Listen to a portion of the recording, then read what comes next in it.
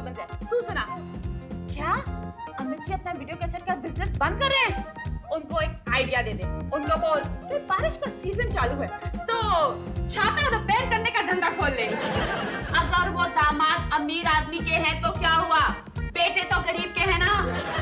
हाँ नहीं यार, शादी का कुछ नहीं हो रहा, अब तो बस एक ही रास्ता बाकी रह गया। जैसे फिल्म शोले में धर्म जी हेमा जी के घर के सामने वाली टंकी पे चढ़ गए थे ना, वैसे ही मैं शादी जी के घर के सामने चढ़ जाने वाली हूँ। अरे नहीं यार, अभी नहीं, वो गौरी माँ बनने वाली है, मैं उसको टेंशन नहीं देना चाहती। हाँ आखिर वो मेरे प्यार का पहला प्यार है ना। Okay bye. तेरे पास ये मोबाइल कहाँ से आया? डैडी, अगर श्रीलंका के प्रेसिडेंट के घर के बाहर बैठने वाले भिखारी के पास मोबाइल फोन हो सकता है तो मेरे पास क्यों नहीं हो सकता? हाँ बीना, काजल, मीनाक्षी, राधिका, जल्दी बाहर आ जाओ। क्या हुआ? इसके पास मोबाइल फोन कहाँ से आया? क्या? अरे इतनी बात करती है कि घर बेचकर मोबाइल का बिल चुकाना पड़ेगा। उनके पास मोबाइल है, आप उनको विश्वास नहीं होता? अरे क्या विश्वास नहीं होता? मैंने अपनी आंखों से इसे फोन करते हुए देखा है। स्वीटी, क्या ये सच है? अरे इसमें नई दुल्हन की तरह क्यों शर्मा रही है, बताना। ये कौन सा मोबाइल है, बताना।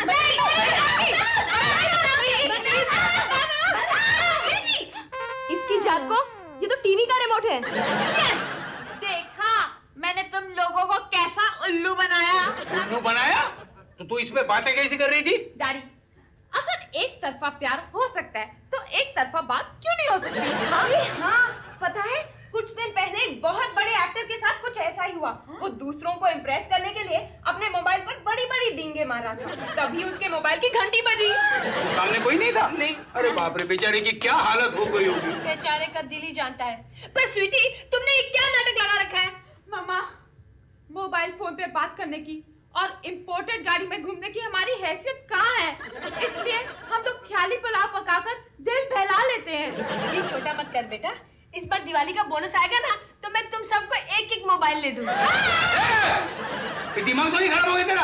अरे पांचों को अगर एक एक मोबाइल दे तो 1.5-2 लाख का खर्चा हो जाएगा। और हाँ, मुझे एक अच्छी सी गाड़ी ले देना 7-8 लाख रुपए की। कभी कभी इन लोग मेरी गाड़ी में घूमेंगे और मैं कभी कभी इनके मोबाइल पे बात कर जाऊंगी।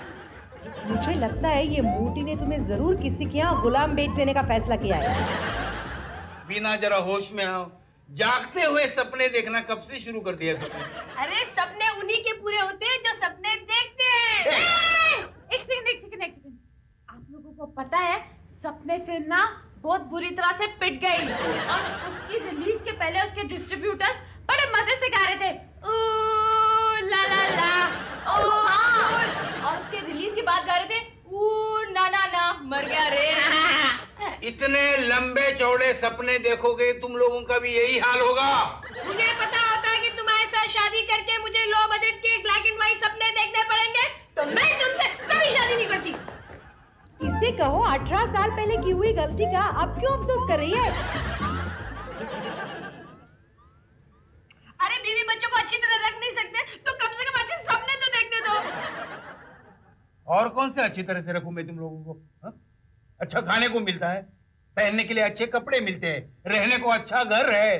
डैड, ये सब तो अनाथ आश्रम के बच्चों को भी मिलता है, और तुमको पता है अनाथ आश्रम इस घर से 50 गुना बड़ा होता है। और अच्छा रखना मतलब हम सबको एक एक गाड़ी मिलनी चाहिए और कम से कम एक एक हस्बैंड। देखो मेरी हट गई ना तो मैं सच सच बोलूंगा और वो कड़वा सच तुम लोगों को हजम नहीं होगा। अरे आप क्या सच बोलेंगे? यही ना कि आप कंगार कोऑपरेटिव सोसाइटी के लाइफ मेंबर हैं? हाँ, आप 9 to 5 के जॉब में खुश हो जाने वाले कोलू के बैल हो। हाँ, ना आपकी कोई एम्बिशन है ना ही कोई सपने। फिल्म के जूनियर आर्टिस्ट की तरह क्राउड में खड़े होकर आप खुश हो जाते हो। आपको अपनी आइडेंटिटी नहीं बनानी क्या? जी नहीं, कड़वा सच तो ये है कि ऊपर वाले ने 5 बेटियों के रूप में मुझे 5 बलाएं दी हैं। अगर ऊपर वाले ने मुझे बेटा दिया होता तो आज वो मेरे कंधे से कंधा मिलाकर खड़ा रहता, बल्कि मेरा सारा बोझ अपने सर पर उठाकर मुझे रिटायर कर दिया होता और मैं झूले पे बैठ के अशोक कुमार की तरह गाना गाता। मैं बन की चिड़िया बन बन बोल। ओह, तो आज दिल की बात ज़बान पर आ ही गई। आखिर आपने भी साबित कर दिया कि बेटियां बेटों से कमतर होती हैं। नहीं नहीं बेटा, वो तो ये इमोशनल हो गए थे इसलिए ऐसा कह गए। माँ, आदमी नशे में हो या इमोशनल हो गया हो, वो हमेशा सच ही बोलता है। हाँ, आज हमें आपको अपना बाप कहने में शर्म आ रही है। चलो बहनों, इस आदमी के सामने खड़े रहकर मेरा दम घुटने लगा है। चलो चलो। शर्म आ रही है। ओ पांडु हवालदार, ये क्या कर डाला?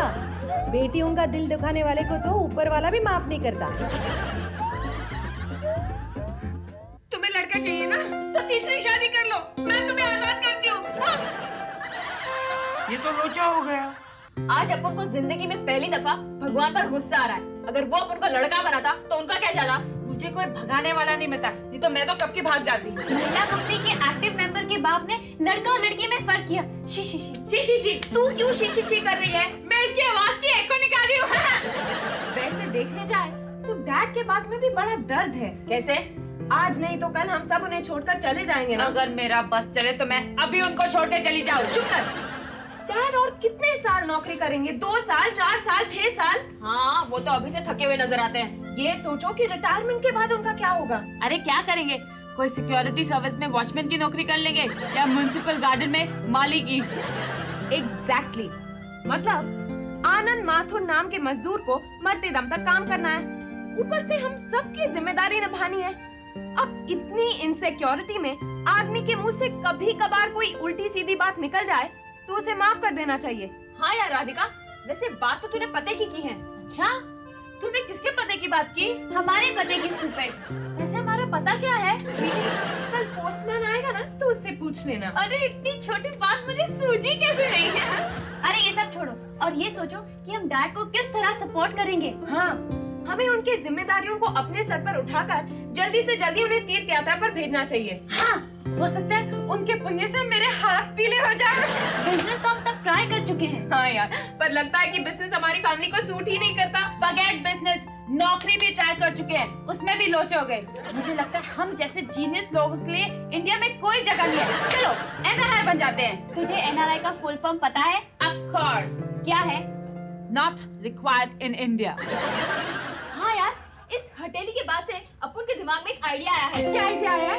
आजकल बहुत सारे लोग गल्फ कंट्रीज में नौकरी के लिए जाते हैं। वेरी गुड, चलो हम लोग सब लोग दुबई जाएंगे। तू दुबई जाके क्या करेगी? मैंने सुना है वहाँ इंडियन डांसर्स की बहुत बड़ी डिमांड है। स्वीटी, तू ही अक्सर गलत बातें क्यों सुनती है? राधिका, तू मुझे एक बात बता, तू बिना मशीन के सही बातें सुन सकती है? लड़ो मत, कोई नहीं जाएगा दुबई। अपन जाएगा दुबई नौकरी करने। अकेले अकेले दुबई जा रहे हो, हमें साथ ले लो जहाँ जा रहे हो। पहले अपन उधर सेटल हो जाएगा, फिर तुम सबको बुला लेगा। हाँ, पता है फिर मैं ना शारजा कप में सफेद कपड़े और ब्लैक गॉगल्स पहन के बैठूंगी और जब भी कैमरा मेरा थोबड़ा दिखाएगा ना, मैं उनको एक बोर्ड दिखा दूंगी, मैं कुंवारी हूँ। फिर देखना मेरे घर के बाहर लड़कों की लाइन लग जाएगी। वाह वाह स्वीटी वाह, अभी तो अपन ने दुबई जाने की बात ही की है और तूने वहाँ शादी का मंडप सजा डाला। अरे हम लोग जेट एज में है ना। काजल, तेरा आइडिया बहुत अच्छा है, डैड को इन्फॉर्म करते हैं। यस।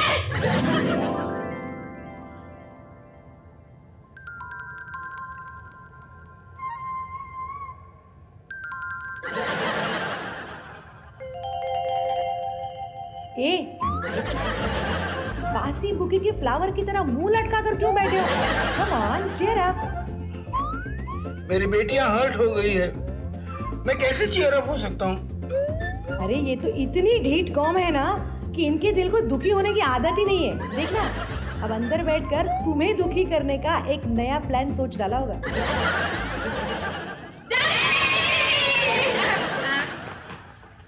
देखो बच्चों, मुझे तुम लोगों से कुछ कहना है। हमें भी आपसे कुछ कहना है।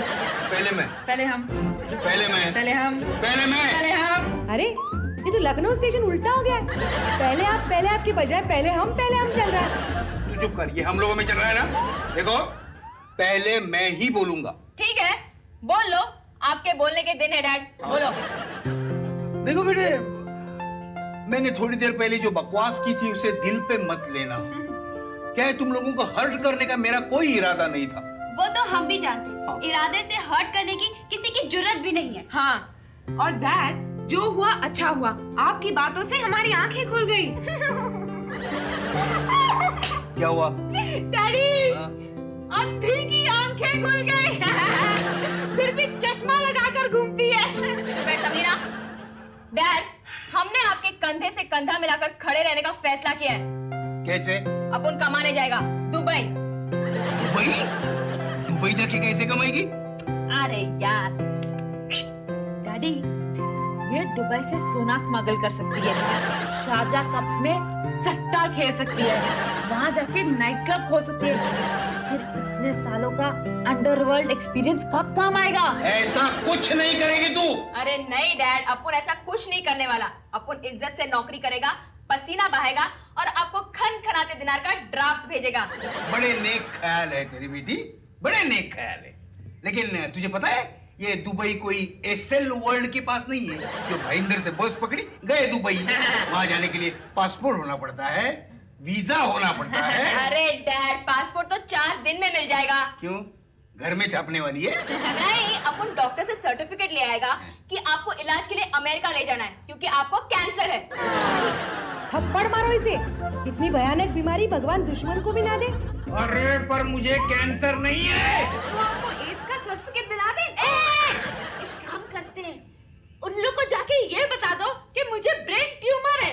अरे स्टूपिड, तेरे पास ब्रेन का है जिसमें ट्यूमर होगा। हाँ यार, इतनी इम्पोर्टेंट बात मेरे ध्यान में क्यों नहीं आई? पीछे पीछे आंदा मेरी चाल वेख जाए, दिल वाले हमें खुदा आए, वो मेरा लौंग आजा। गोद में बैठ मेरी, गोद में बैठ। बाप बेटियों में सेटलमेंट हो गया? हाँ, सेटलमेंट हो गई और सेटलमेंट होते होते राणा होने के हालात भी पैदा हो गए। लड़ाकू कहीं के। मैं लड़ाकू? ये तेरा झिड़पीला पहलवान नहीं है काजल भाई, उसे पूछ, ये दुबई जा रहा है। क्रिकेट खेलने जा रहा है? बोलो, क्रिकेट खेलने? हाँ, क्रिकेट खेलने जा रहा है। क्रिकेट खेलने, कमाई करने जा रहा है। वीजा आ गया इसका? बोलो। नहीं माँ, अपन सत्तार भाई के वहाँ एक एजेंट को जानता है जो 30,000 में लोगों को दुबई भेजता है। ये 30,000 रुपए लाएगी कहाँ से? उसका इलाज भी है हमारे पास। हम उस एजेंट के लिए 35,000 के 6 बक्के ढूंढेंगे जिसमें काजल की टिकट और वीजा फ्री हो जाएगा। मेरी बात सुनो, ये पंगा लेना छोड़ दो। वो दुबई में कानून बड़े खतरनाक होते हैं। सुना है कि वहाँ गुनाह करने वाले के हाथ पैर और मुंडी काट देते हैं। डैड, अब कुछ नहीं हो सकता। अपन ने फैसला कर लिया है। अब तो आप रिटायर होकर झूलने की तैयारी करो और ये गाना गाने की रिहर्सल भी कर लो। मैं बन का पंछी बनकर बन बन डोलू रे, चलो। मैंने गुगली फेंका तो भी इन्होंने सिक्सर मारा। मैं बन की चिड़िया बन के बन मतवारा जिया डोले पिया झूम घटा छाए रे बादल, करना है तो कर प्यार मगर बीती उम्र आएगी ना कल। अरे पागल, अरे पागल, अरे पागल। क्या बात है? फादर इंडिया, मदर इंडिया का गाना गा रहे हैं। अंदर की बात है। अंडरवेयर का एडवर्टाइजमेंट है क्या? क्या है? 4 दिन हुए हमारी वानर सेना ने कोई नया हुल्लड़ नहीं किया। अरे कहाँ से करेंगे? 4 दिन से काजल के वीजा और पासपोर्ट के चक्कर में जो पड़े हैं। क्या इनके दुबई का भूत अब तक सर से नहीं उतरा? अरे हमारी औलाद है, अगर चांद पर जाने का सोच लेना तो पीछे नहीं हटे। दुबई तो क्या 1.5 घंटे के रास्ते पे है।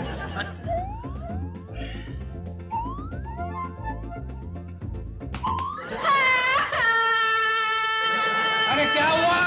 अरे किससे बातें कर रहे हो?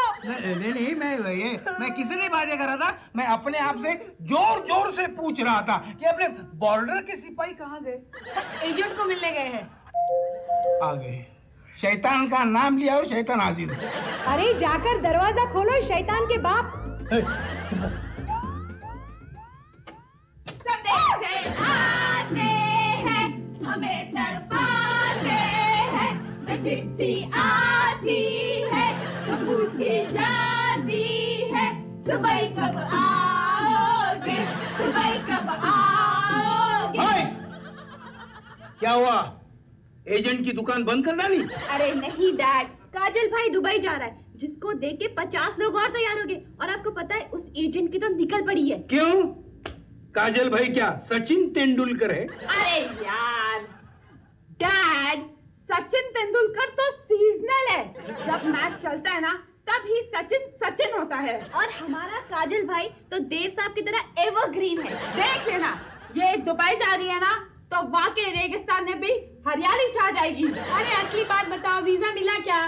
हाँ मॉम, ये देखो पासपोर्ट, अंदर सिक्का भी है और कंपनी का कॉन्ट्रैक्ट। अपन को 1000 दिरहम यानी यहाँ का 20,000 रुपए पगार मिलेगा। लगता है नौकरी देने वालों का दिवाला पीटेगा। अरे इंडियन टपोरियों को 20,000 रुपए तनख्वाह दे रहे हैं। मैं तो कहती हूँ आप भी चले जाओ, वहाँ एक भेड़ बकरी चराने की नौकरी खाली पड़ी है, खा पीकर आपको 15,000 रुपए मिलेंगे। तो ये क्या ऊंट चराने जा रही है या पेड़ पर से खजूर उतारने? नहीं, अपन तेल के कुएं की रखवाली करने जा रहा है। बोलो, डाकू को रखवाली करने के लिए भेज रहे हैं। हाँ, और आप देखना कुछ ही दिनों में उस कुएं में अपन की पार्टनरशिप होगी। शिप, हाँ, हमारी खुद की शिप होगी। और डैड, मैं वहाँ महिला मुक्ति की नई ब्रांच खोलूंगी और राधिका गूंगे बहरों के लिए स्कूल। हाँ, और अपन एक 200 एकड़ का बागीचा खरीद लेगा, उसमें 5000 झूले लगवाएगा और आपको उधर छोड़ देगा। फिर आप आराम से झूलते झूलते अशोक कुमार के गाने गाना। यानी तू सीरियसली दुबई जा रही है? जाते वक्त तो सारे ही सीरियस हो जाते हैं, लेकिन जैसे आते हैं ना तो कितनी भी गर्मी हो, एक लेदर जैकेट पहना होता है, हाथ में एक 2-in-1 होता है और काले चश्मे पहने होते हैं। और 6 नेल कटर, कुछ सस्ते चॉकलेट और सस्ती सी टी शर्ट्स लेके आते हैं। क्यों? अपने रिलेटिव्स में बांटने के लिए डैड। अपन ऐसी कोई फालतू चीज लाने नहीं वाला है, अपन तो सिर्फ 10 किलो सोना लाएगा। 10 किलो? कम है? ए चले, तू 15 लेके आना। ए बस ना, ये बता तू कब जा रही है? कल शाम 4 बजे की फ्लाइट से। कल ही? यस!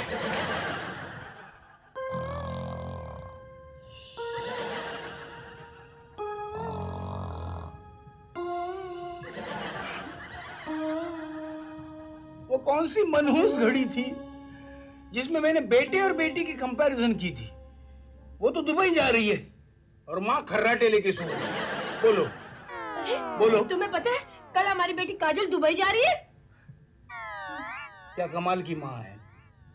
बेटी 7 समुंदर पार जा रही है और माँ खर्राटे लेके सो रही है। रहने दो, मैं भी सोने की कोशिश करता हूँ। अरे सो गई क्या? क्या है? कल हमारी बेटी काजल दुबई जा रही है। अब तू एक भी बार उठी ना तो मैं तुझे कुवैत भेज दूंगा। सो जा। कल हमारी बेटी काजल दुबई जा रही है। सो जा।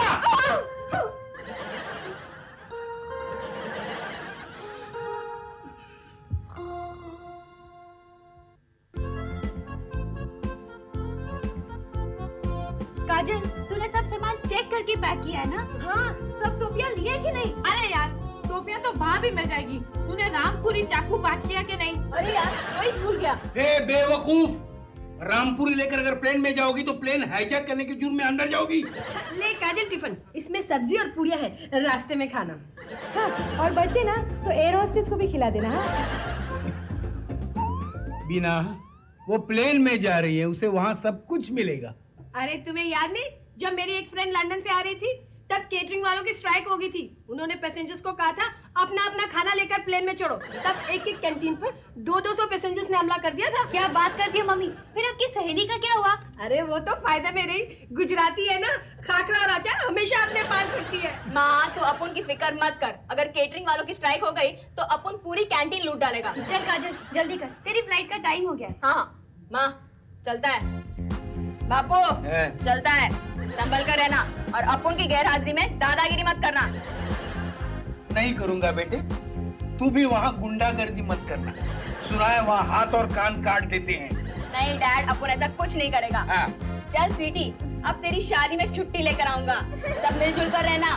छोटी कहाँ है? वो सुनील और पूजा के साथ डायरेक्ट एयरपोर्ट आ जाएगी। ठीक है डैड, अपन ड्राफ्ट भेजेगा, आपके नाम का NRI अकाउंट खुला देना और उसमें डाल देना। तुम लोगों को क्या चाहिए? मैं बताऊं? नहीं, वहाँ अच्छे लड़के नहीं मिलते। और कुछ? ठीक है यार, फिर रोकड़ा ही भेज देना। अच्छा, चलो भी। हाँ, चलो। अरे छोड़ो से भाई, अरे छोड़ो, अरे मारो मत भाई, अरे फांसो, अरे फांसो, क्या हो रहा है ये सब? अरे कादर भाई, मुझे माफ कर दो।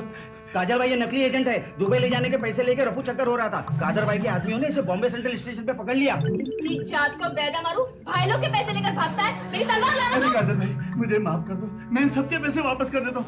आप ऑफिस में चलो, मैं सबको कैसे दे दो भैया, मुझे माफ कर दो ना, माफ। तू पैसे दे देगा, लेकिन हम लोग के सपने टूट गए, उसका क्या होगा? हम लोग के तेल के कुएं की पार्टनरशिप टूट गई, समझे ना? इसीलिए मैं बोलता हूँ कि दिन में ख्वाब मत देखा करो।